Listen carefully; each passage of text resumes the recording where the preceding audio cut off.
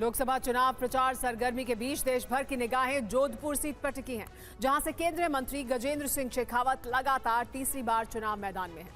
पूर्व मुख्यमंत्री और कांग्रेस नेता अशोक गहलोत के गृह जिले जोधपुर में शेखावत ने पूरा दम लगा दिया है।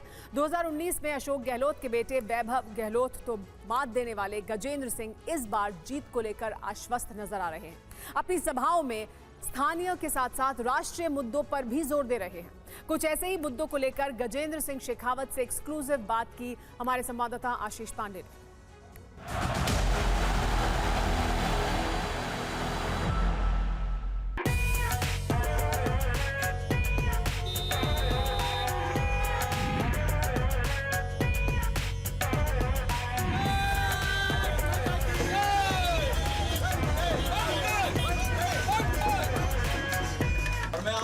और विश्वास दिलाता हूँ, सबसे पहले प्रोजेक्ट जो है वो अपने जोधपुर के सैंक्शन होंगे और जोधपुर में शेरगढ़ के सैंक्शन। जोधपुर में गर्मी और चुनाव दोनों प्रचंड है और जोधपुर की जनता पूछ रही है कि क्या इस बार गज्जू बना तीसरी बार जीतने जा रहे हैं। गज्जू बना यानी गजेंद्र सिंह शेखावत जो इस वक्त हमारे साथ हैं। सर, दिन भर हम आपके साथ प्रचार में रहे। नमस्कार। क्या होने जा रहा है? गज्जू बना इस बार क्या करने जा रहे हैं? मुझे लगता है कि सुबह से जब आप साथ में थे तब आपने अनुभव किया होगा किस तरह का उत्साह, किस तरह का जोश, किस तरह का स्नेह जोधपुर की जनता का पूरे रास्ते में मिला है। मुझे लगता है कि जो कुछ होने वाला है या जो परिणाम आएगा उसको दिखाने के लिए ये इतना ही पर्याप्त होगा। माननीय मोदी जी को प्रधानमंत्री बनाने के लिए और इस देश को विकसित बनाने के लिए भारतीय जनता पार्टी का कमल पुनः यहाँ खिले। जोधपुर की जनता ने इसका मानस बना लिया है और अब अवश्यम भाव एक यहाँ कमल खिल करके रहेगा। आप रिकॉर्ड तोड़ने के लिए जाने जाते हैं। जब यूनिवर्सिटी में थे तो जीते, रिकॉर्ड तोड़ वोट से जीते। 2014 में 4 लाख वोट्स का रिकॉर्ड बनाया। 19 में 2.25 लाख वोट से जीते। इस बार रिकॉर्ड टूटेगा या कुछ लोग बोल रहे हैं कि थोड़ा सा मामला फंसा हुआ है? देखिए, मैं आंकड़ों की बाजीगरी में कभी नहीं जाता, लेकिन इतना तय मानिए कि पिछली बार के चुनाव से अब की बार में बहुत अनुकूलताएं हैं। 2018 में जब हम चुनाव लड़े थे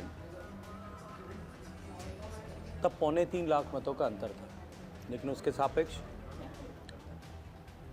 लोकसभा चुनाव से पहले, ठीक पहले हुए विधानसभा चुनाव में हमारी सरकार चली गई थी। 8 में से 6 विधायक जो हैं हमारे पराजित हो गए थे। भारतीय जनता पार्टी को कुल मिले मत और कांग्रेस को मिले कुल मतों के अंतर में 1.5 लाख से ज़्यादा वोट का डिफरेंस था। मुख्यमंत्री के पुत्र के सामने चुनाव लड़ना था। सरकार के पूरे साधन संसाधन, सरकार की पूरी मशीनरी, सरकारी अधिकारी, पूरी कांग्रेस पार्टी के सभी नेता, सारे मंत्री, अशोक गहलोत साहब की सरकार के 5 राज्यों के वर्तमान और पूर्व मुख्यमंत्री, इतने लोग यहाँ कैंप कर रहे थे। मुख्यमंत्री खुद कुल 122 मीटिंगें जो उन्होंने पूरे राजस्थान में की उस चुनाव के दौरान, उसमें से 162 में से 122 मीटिंगें उन्होंने जोधपुर में की थी। लेकिन उसके बावजूद भी मोदी जी को प्रधानमंत्री बनाने के लिए जोधपुर की जनता ने 2.25 लाख मतों का जो है आशीर्वाद दिया था। अब की बार सब अनुकूलता है। 8 में से 7 विधायक हमारे हैं। 1.5 लाख मतों के अंतर से हम जीते हैं और देश की जनता का मानस फिर वही है कि विकसित भारत बनाने के लिए एक बार फिर मोदी जी को आशीर्वाद देना है, मौका देना है। तो मुझे लगता है कि फिर एक बार नया इतिहास बनेगा। लेकिन हमने देखा कि गज्जू बना अपनी रैलियों में, अपनी सभाओं में 3 तलाक का जिक्र कर रहे हैं, CA का जिक्र कर रहे हैं। कहीं ऐसा तो नहीं है कि ये नेशनल इश्यूज़ में जोधपुर के मुद्दे कहीं पीछे छूट गए कि आप उन पर बात नहीं करना चाहते? आपको ऐसा लगता है कि लोकसभा के चुनाव में राष्ट्रीय मुद्दे गौण करके राष्ट्रीय चुनाव लड़ा जा सकता है? देखिए, अगर देश की सरकार ने, जिन विषयों पर मैंने अभी सभी मीटिंग्स में चर्चा की है कि माननीय मोदी जी की सरकार ने पिछले 10 साल में गरीब कल्याण के लिए, गरीब के जीवन में परिवर्तन लाने के लिए जो काम किया, जब गरीब का घर बना तो जोधपुर में भी बना, शेरगढ़ में भी बना जहां हम बैठे। जब गरीब के घर में बिजली पहुंची तो सभी जगह पहुंची। शौचालय बना तो सभी जगह बना। जब गैस का चूल्हा पहुंचा तो सब गरीबों के घर में पहुंचा। जब मुफ्त राशन पहुंचा तो सबके घर में पहुंचा। इसलिए इस राष्ट्रीय स्तर के चुनाव को जहां हमने एक तरफ गरीब के कल्याण के लिए काम किया, दूसरी तरफ बड़े और कड़े फैसले लेकर के देश को आगे बढ़ाने और जो कमियां न्यूनताएं पहले रह गई थी उनको पाटने के लिए काम किया, और तीसरा भारत का सम्मान पूरे विश्व के पटल पर बढ़ाने का काम किया। तो जब मोदी की चर्चा करेंगे तो इन सब विषयों पर एक साथ चर्चा होगी। इन सब विषयों के अतिरिक्त जो है हम चर्चा करने की बात पे नहीं कर सकते। अच्छा, मुझे एक चीज़ ये बताइए, हम लोग आपको बहुत साल से दिल्ली में देख रहे हैं, आप एक बेहद सरल, सौम्य, आसान शब्दों में अपनी बात कहने वाले कूल मंत्रियों में से एक माने जाते हैं। जोधपुर में आकर के आपको अचानक से गुस्सा क्यों आ रहा है? हमने कई रैलियों में देखा कि आपको अचानक से गुस्सा आ रहा है। आपके कुछ ऐसे बयान जो हमने आमतौर पर आपके मुंह से कभी सुने नहीं। मुझे तो नहीं लगता कि मुझे कभी गुस्सा आता है। मुझे तो याद भी नहीं आता कि मुझे आखिरी बार गुस्सा कब आया। मैंने ये कहा था कि जोधपुर का हमारा बेटा है, वो जालौर में आ गया है, आप उसको संभाल करके रखिएगा। राजस्थानी में कहा था, उसका अर्थ बता देता हूँ, संभाल करके रखिएगा, उसको कोई कष्ट ना हो, और वापस हमारे जोधपुर भेज दीजिए। जैसे आपके सामने जो उम्मीदवार हैं कांग्रेस से, करण सिंह, उनके भी आप खूब मज़े ले रहे हैं। आपने कहा कि करण सिंह को विकास दिखाई नहीं देता क्योंकि वो काला चश्मा पहन के घूमेंगे तो विकास कैसे देख पाएंगे। उन्होंने ऐसे बयान दिए हैं, ऐसी टिप्पणियाँ की हैं कि जोधपुर में एक भी काम नहीं हुआ। अगर एक भी काम हुआ तो मैं अपना कैंडिडेचर वापस ले लूँ।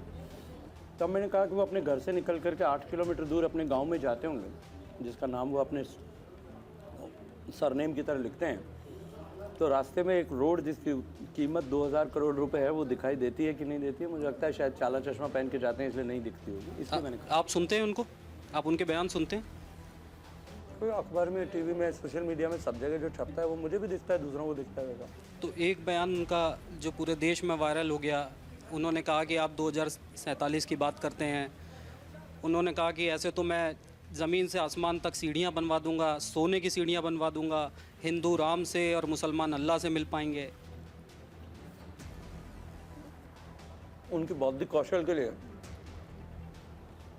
और उनके बुद्धिमत्तापूर्ण बयान के लिए मैं उनको साधुवाद दे सकता हूँ, और जोधपुर की जनता से मैं अपेक्षा करता हूँ कि ऐसे बौद्धिक व्यक्ति की बुद्धिमत्ता की परीक्षण करके फिर आगे अपना मतदान करें। मैंने एक कार्यकर्ता से ऐसे पूछा, जब उसने मुझे ये बयान दिखाया कि उन्होंने इस तरह का बयान दिया है कि सोने की सीढ़ियाँ हम धरती से चांद तक बना देंगे, तो मुझे एकदम से हुआ कि वो सोना कहाँ से लाएंगे। तो मैंने उससे पूछा तो उसने कहा कि आपको पता नहीं है सोना कहाँ मिलेगा। उसने कहा कि राहुल गांधी जी जो आलू से सोना बनाने की मशीन लेके आए, उसमें आलू डालेंगे, सोना निकलेगा, उससे सीढ़ी बनेगी। लेकिन एक चीज़ तो आप मानेंगे, वो एक बार बार अपनी सभाओं में, अपनी रैलियों में बाहरी का मुद्दा उठा रहे हैं। वो आरोप लगा रहे हैं कि आप बाहर के हैं और जोधपुर की जनता बाहरी को क्यों जिताए। देखो, मैं जैसलमेर में पैदा हुआ, जो इसी लोकसभा का एक जिला है। मैंने जोधपुर में अपनी कर्मभूमि थी, जोधपुर से पढ़ाई की, जोधपुर विश्वविद्यालय छात्र संघ का अध्यक्ष रहा, जोधपुर में शादी हुई, जोधपुर में बच्चे हुए, जोधपुर से चुनाव लड़ा। देखिए, ये करण सिंह जी का दोष नहीं, ये दोष कांग्रेस पार्टी के डीएनए की समस्या है। कांग्रेस पार्टी में हमेशा ही बांटो और राज करो।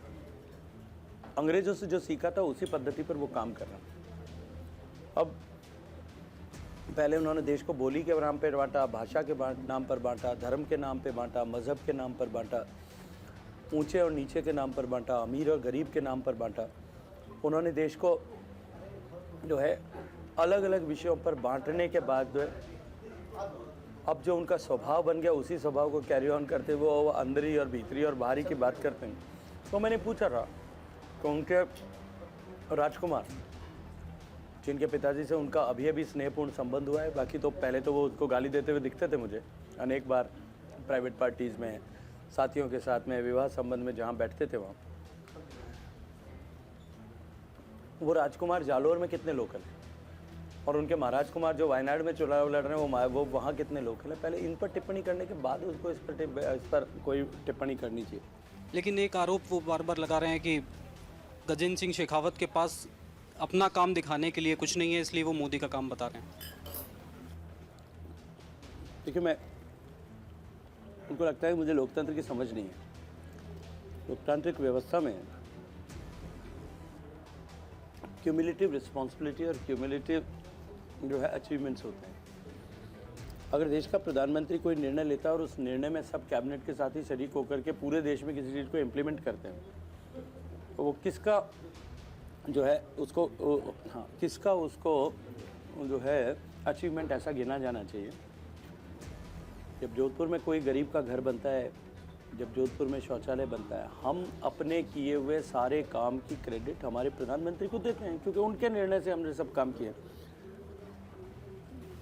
लेकिन जोधपुर में 2000 करोड़ रुपए के रिंग रोड बनती है, जोधपुर के सारे हाईवेज बनते हैं, जोधपुर के सारे जो है में रेलवे स्टेशन नया बनता है, एयरपोर्ट का मुद्दा जो 30 साल से अटका हुआ था वो वापस बनता है, एयरपोर्ट नया डेवलपमेंट होता है, जोधपुर में रेलवे लाइंस की डबलिंग होती है, जोधपुर में रेलवे लाइंस का इलेक्ट्रिफिकेशन हो जाता है, जोधपुर में भारतमाला की सड़क बन जाती है। मुझे लगता है कि ये सब या तो वो देखना नहीं चाहते या उनको। लेकिन गजेंद्र जी, लाहौल स्पीति में नलों में पानी आ गया, जोधपुर में नल में पानी नहीं आ पाया। ये प्रश्न किसको पूछा जाना चाहिए? देश के जल शक्ति मंत्री की पहली जिम्मेदारी। नल में पानी पहुंचाने की जिम्मेदारी हमारे संविधान की व्यवस्था के अनुरूप राज्य सरकार की है। राजस्थान को सर्वाधिक बजटीय संसाधन दिए गए, राजस्थान के पर कनेक्शन एक्सपेंडिचर सबसे ज़्यादा था, फिर भी सारे प्रोजेक्ट जो है अप्रूव किए गए। अब उनके बजट मिल गया, प्रोजेक्ट अप्रूव हो गए, प्रोजेक्ट को इम्प्लीमेंट करने की जिम्मेदारी किसकी थी? वो फेल हुई, और जानबूझ करके फेल हुई, क्योंकि वो चाहती थी कि अगर हर घर में पानी पहुंचा तो मोदी के प्रति जो देश के लोगों में श्रद्धा है और यहाँ के लोगों की सबसे बड़ा कष्ट की समाधान अगर हो गया तो अगले 50 साल तक राजस्थान में कांग्रेस पार्टी फिर कभी सत्ता में नहीं आ सकेगी। इसलिए जानबूझ करके उन्होंने प्रोजेक्ट को डीरेल किया, जानबूझ करके टेंडर्स को 3-3 बार किया। तो क्या आप जितना इसके लिए पानी की समस्या के लिए जितना जिम्मेदार आप अशोक गहलोत की सरकार को मानते हैं, क्या उतना ही जिम्मेदार आप वसुंधरा राजे की सरकार को भी मानेंगे? नहीं हो सकता ना, क्योंकि जल जीवन मिशन तो 2019 में अनाउंस हुआ था। लेकिन पानी की मांग तो बहुत पहले से ही हो रही है। कि उससे पहले की सरकारों का ध्यान नहीं गया इस पे। पहले की सरकारें 55 साल तक कांग्रेस की सरकार भी तो थी। बिल्कुल, लेकिन 6-6, 7-7 मंत्री राजस्थान से होते रहे, इस सरकार में भी होते रहे, अटल सरकार में भी होते रहे। इसको थोड़ा और स्पष्टता के साथ समझाता हूँ, क्योंकि मैं तो पानी की रोटी खा करके बड़ा हुआ हूँ। मेरे पिताजी PhD के चीफ इंजीनियर रिटायर्ड हैं। देखिए, पहले पीने का पानी पहुँचाना हर घर तक, ये कभी इस देश में ये विषय ही नहीं था। एक्सेसिबिलिटी टू द वाटर होना चाहिए, गांव तक पानी पहुंचे, सिर्फ इतना ही संकल्प था। अगर गांव तक पानी पहुंचने की बात करें तो देश के 84% तक गांव तक पानी पहुंचा हुआ था, लेकिन देश के 16% घरों तक ही पीने का पानी घर के अंदर पहुंचता था, और 70 साल में मात्र 16% तक पहुंच पाया था। अगर उसी स्पीड से, जो कांग्रेस की स्पीड थी, उसी स्पीड से काम होता तो आने वाले 300 साल तक भी इन गाँवों में पानी नहीं पहुंच सकता। लेकिन गजेंद्र जी, अगर देश के टॉप परफॉर्मर मंत्रियों का जिक्र किया जाए तो नितिन गडकरी को सड़क का श्रेय जाता है, वैसे ही एक बहुत बड़ा श्रेय देश के कोने कोने में लोग गजेंद्र सिंह शेखावत का नाम याद रखते हैं। आज भी याद प्रधानमंत्री जी ने जो मुझे जिम्मेदारी दी थी, 70 साल में 16% घरों तक पानी पहुंचा, 4.25 साल में 2 साल कोविड की आपदा और चुनौती होने के बावजूद भी आज देश के 76% घरों तक पानी पहुंच गया, और 90% से ज़्यादा, 95% से ज़्यादा घरों के पीने के पानी के प्रोजेक्ट्स जो हैं वो सैंक्शन हो गए। मैं वही कह रहा हूँ, मैं कह रहा हूँ कि आपका नाम तो टॉप परफॉर्मर मंत्रियों में है, लोग आपका नाम याद करते हैं, बोलते हैं, आगे भी याद करते रहेंगे कि देश के सबसे ऊंचे गाँव में पानी पहुँचा दिया आपने। लेकिन आपको लगता है ये कसक रह गई है अगर ये काम हो जाता? जोधपुर, बाड़मेर, मुझे इस बात का बहुत दुख है कि राजस्थान सबसे पुअर परफॉर्मिंग स्टेट रहा, और राजस्थान सरकार की पूर्ववर्ती सरकार की विफलताओं के चलते हुए हम राजस्थान में मात्र 50% तक भी नहीं पहुंच पाए। हम नीचे से जो है हमेशा ही परफॉर्मेंस की दृष्टि से पूरे 4.25 साल तक, डिस्पाइट ऑल माय एफर्ट्स, हम नीचे से दूसरे पायदान पर बने रहे। दुख है, लेकिन जिन्होंने पाप किया उनको सजा प्रदेश की जनता ने दी है। प्रचंड बहुमत से बीजेपी की सरकार बनी है, और अब हमारा कमिटमेंट है कि अगले 2 साल में हम सारे काम पूरे करके हर घर तक पानी पहुंचाएंगे। एक सवाल उठ रहा है कि वसुंधरा राजे दिख नहीं रही हैं। वो सिर्फ झालावाड़ और आसपास की कॉन्स्टिट्यूंसी तक क्यों सीमित रह गई? क्या वसुंधरा राजे का एक्टिव रहना बीजेपी को फ़ायदा नहीं देता? अभी भी एक्टिव है। अगर वो पूर्वी राजस्थान की कॉन्स्टिट्यूंसीज में प्रचार कर रही हैं, भारतीय जनता पार्टी के लिए वोट प्राप्त करने के लिए काम कर रही हैं, तो उनको आप एक्टिव नहीं मानते? क्या गज्जू बना चाहेंगे कि वसुंधरा राजे उनके लिए प्रचार करने आए? क्या आपने कोई जरूर, अगर पार्टी तय करे। देखिए, भारतीय जनता पार्टी में ये पार्टी तय, ये व्यक्ति तय नहीं करता कि कौन किसके यहाँ जाएगा। पार्टी तय करती है कि किसकी कहाँ उपयोगिता है। पार्टी तय करे, वो राष्ट्रीय उपाध्यक्ष हैं, सम्मान के साथ में उनके लिए हम मीटिंग आयोजित करेंगे और बड़े जोश खरोश के साथ में काम करेंगे। एक और विवाद जिसको विपक्ष बार बार एक आरोप लगा रहा है कि बीजेपी सत्ता में आई तो संविधान बदल देगी, बीजेपी सत्ता में आई तो संविधान बदल देगी। कई सारे बीजेपी के नेता भी ये कहते हुए दिखाई दिए, उनके वीडियो वायरल हुए कि हम आएंगे तो संविधान बदलेंगे। ऑब्वियस बात है कि बहुत सारी जो घोषणाएं हैं दोनों तरफ से, बीजेपी और कांग्रेस दोनों के घोषणा पत्रों में कई सारी ऐसी योजनाएं जिनके लिए संविधान में संशोधन की ज़रूरत पड़ेगी। लेकिन आपको लगता है कि ये इस विवाद को ख़त्म कैसे किया जाए, कैसे ये, क्योंकि ये आम मानस तक इसको लेकर के बहुत अलग मैसेज जा रहा है। मैं गर्व से कहता हूं कि हमने संविधान को बदला है। हमने 370 को हटाया, हमने संविधान में परिवर्तन किया। हमने इकोनॉमिक वीकर सेक्शन को आरक्षण दिया, हमने संविधान में परिवर्तन किया। अगर देश के लिए आवश्यकता है और देश को विकसित बनाने के लिए किसी भी तरह के परिवर्तन की आवश्यकता है, हम निश्चित रूप से करना चाहिए। इसलिए कोई ये कहे कि संविधान बदल देगी, सत्ता में आएगी, हम तो 10 साल से सत्ता में हैं, 6 साल अटल जी के ज़माने में रहे।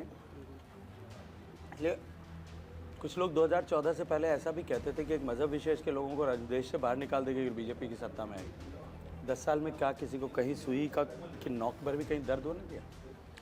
ये अपनी राजनीतिक महत्वाकांक्षा की पूर्ति के लिए जो है डिविजन्स करना, समाज को बांटना, मैं फिर कहूँगा ये कांग्रेस पार्टी के डीएनए में है। वो इसी तरह की बातों को प्रोपोगेट करते हैं। चलिए, TV9 भारतवर्ष से बात करने के लिए बहुत बहुत शुक्रिया।